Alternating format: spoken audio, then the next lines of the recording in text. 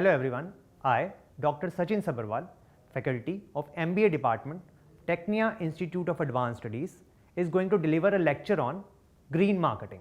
Green marketing is the marketing of products that are presumed to be environmentally preferable to others. It incorporates a broad range of activities including product modification, changes to the production process, sustainable packaging, as well as modifying advertising. Yet defining green marketing is not a simple task where several meanings intersect and contradict each other.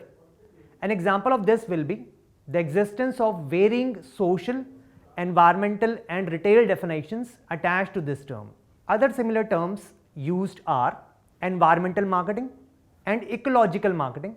Green, environmental and eco marketing are part of new marketing approaches which do not just refocus, adjust or enhance existing marketing thinking and practice, but seek to challenge those different perspectives. It also challenges those approaches and provide a substantially different perspective. In more detail, green, environmental and eco marketing belong to the group of approaches which seek to address the lack of fit between marketing as it is currently practiced and the ecological and social realities of the wider marketing environment. Green marketing involves developing and promoting products and services that satisfy customer wants and requirements, need for quality, performance, affordable pricing and convenience, all without a detrimental impact on the environment.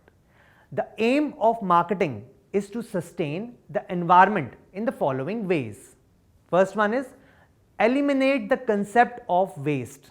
That is, waste and pollution arise usually from inefficiency. Therefore, make things without wastage instead of handling the waste. Second is reinvest the concept of a product. Products should be either consumables or durables. Consumables can be either eaten or placed in the ground so that they turn into soil without any harm to the environment.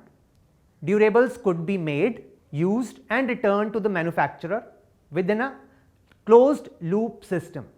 Third one is make price reflect the cost.